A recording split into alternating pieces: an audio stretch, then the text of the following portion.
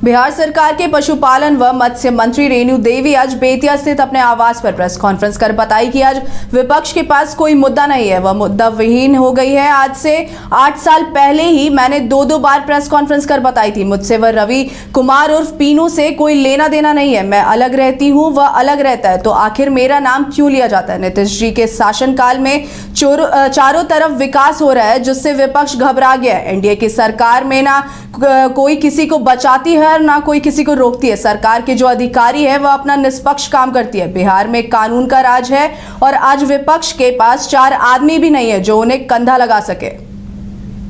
तेजस्वी यादव को याद रखना चाहिए कि आज से 8 साल पहले 2 बार प्रेस कॉन्फ्रेंस में हुआ कि मेरा कोई नाता रिश्ता नहीं है, और उन्होंने भी कहा कि मेरा कोई नाता रिश्ता नहीं है, इसलिए यहाँ कहने का तो कोई बात नहीं है।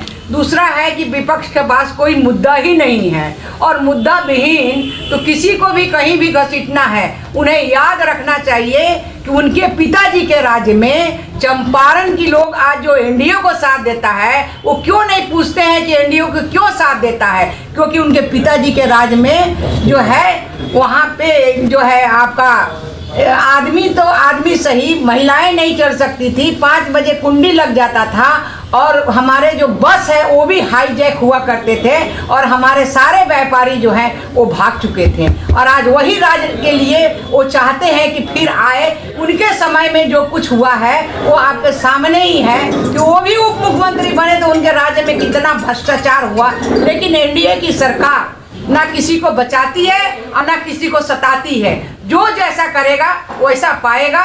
सरकार का हमेशा छूट है, हम लोगों का छूट है कि सरकार का जो भी नुमाइंदा हमारे जो सरकारी अधिकारी हैं, जिनका जो अधिकार है वो काम अपना करते रहेंगे, वहाँ कहीं भी कोई दो राय नहीं है। लेकिन इन बात का एक और मुझे दुख है जो उन्होंने लिखा कि सांसद और विधायक यहाँ पे एनडीए के क्या करते हैं, तो उन्हें आँख से दिखाई नहीं पड़ता है, क्योंकि जानते हैं कि रात का जो चिड़िया होता है उसको दिन में दिखाई ही नहीं पड़ता है। तो कौन चिड़िया है वो सारे दुनिया जानता है। जो बिहार का विकास हुआ है एनडीए के सरकार में, माननीय नीतीश कुमार जी के सरकार में, और जो कानून का राज चल रहा है, जिसके कारण आज बहू बेटी 12 बजे और 2 बजे रात को भी चलती है।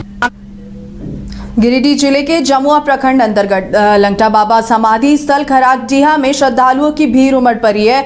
यहाँ एक नहीं बल्कि सभी धर्मों के मानने वाले लोग चादर पोशी करते हैं। बताया जाता है कि 1870 ईस्वी में नागा साधुओं की टोली इधर से गुजर रही थी और इसी दौरान लंगटा बाबा के नाम से प्रसिद्ध नागा साधु यहीं पर रुक गए थे। तब से यह जगह लंगटा बाबा के नाम से प्रसिद्ध हो गई है। बताया जाता है कि 1910 ईस्वी में लंगटा बाबा ने पुष्प पूर्णिमा के दिन समाधि ले ली थी। तब से आज तक 115 वर्षों से चादर पोशी की परंपरा चल रही है। यहाँ झारखंड, बिहार, बंगाल, उड़ीसा सहित देश के अन्य राज्यों से श्रद्धालु आते हैं और अपनी मन्नतें मांगते हैं। यह सिलसिला 1910 से चालू है।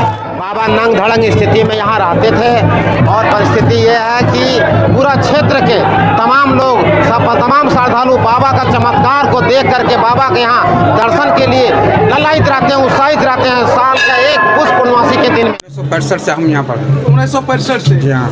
तो उससे अब में क्या अंतर है? बहुत अंतर है, लाखों लाख का भीड़ बढ़ गया है एकदम से। अच्छा। बाबा के हमारा भंडारा भी होता है, जैसे 1910 में बाबा समाधि लिए और अभी तक मतलब बाबा के समाधि में भंडारा होते जा रहा है। प्रत्येक दिन चादर चढ़ता है, डेली चादर चढ़ता है। लेकिन पुष्प पूर्णिमा को क्या खास है जो पूरे झारखंड, बिहार, बंगाल आने के राज्यों से लोग आते हैं? मतलब उस दिन बाबा समाधि लिए थे। अच्छा। इसलिए उनका